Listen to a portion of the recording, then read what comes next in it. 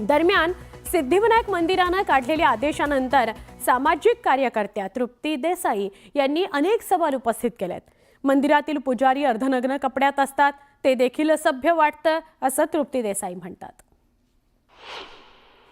सिद्धिविनायक मंदिराचं लाईव्ह दर्शन बघितलं तेव्हा आतमध्ये मात्र जे पुजारी आहेत ते अर्धनग्न कपडे घातलेले आहेत। मग हा फक्त नियम भक्तांनाच लागू होतोय का? मग अर्धनग्न असलेले जे काही पुजारी आहेत आपण बघतोय की मग ते सुद्धा कपडे जे आहेत ते भडक कपडे वाटतात किंवा असभ्य जे आहेत ते वर्तन वाटतं। त्यामुळे मला वाटतं की नियम जर करायचे ते सगळ्यांसाठी करा आणि भक्तांवर कुठलेही अशा पद्धतीचे नियम तुम्ही घालू शकत नाही।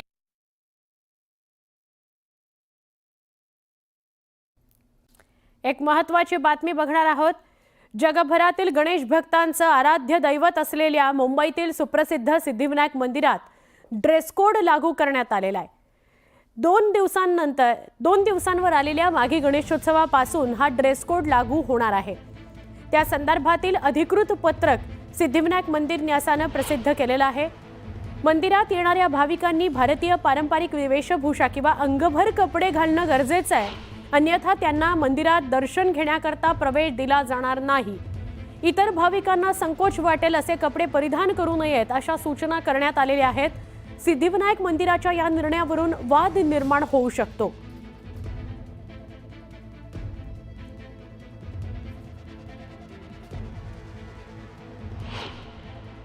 जे आज असे परिपत्रक काढतायत, पहिला तो त्यांना अधिकार आहे का? लॉ अँड ज्युडिशरीकडे त्यांनी दिलाय का?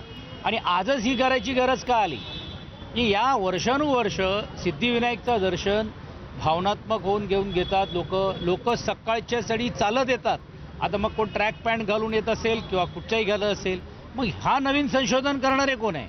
आणि मग हे लागू हे जसं ह्यांच्या बाबतीत केलं जात आहे भक्तांच्या बाबतीत, तसे ट्रस्टी आणि अध्यक्षांच्या बाबतीत होणार आहे का? मग मंत्री म्हणून मी बघण्यापेक्षा मी एक मराठी माणूस, मुंबईकर, महाराष्ट्रातला नागरिक म्हणून मला असं वाटतं की बऱ्याच मंदिरात अशा सूचना पेटी आहेत। तुम्ही महाराष्ट्रात काही मंदिरात गेलात तरी आहे, गोव्यात गेलात तरी आहे। आणि त्यामुळे जर एखाद्या न्यासाला वाटलं तर त्यांनी त्यांचं मत मांडायला हरकत काय आहे? ज्यांना त्याच्या विरोधात मत मांडावंसं वाटतं ते मांडतातच आहेत। आणि ह्याच्यात काही कोणाला रोखण्याचा विषय नसून तुम्ही येताना कसे या एवढं सांगण्याचा विषय आहे। जो कोणी मुंबईत येतो तो सिद्धिविनायकाचं दर्शन घेतो।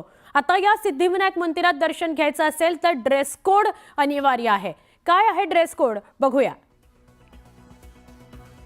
बघा, सिद्धिविनायक मंदिरात दर्शनाकरता जायचं तर ड्रेस कोड आहे शालीनता जपणारे, मंदिराचं पावित्र्य राखलं जाईल असे कपडे परिधान करणं अनिवार्य आहे।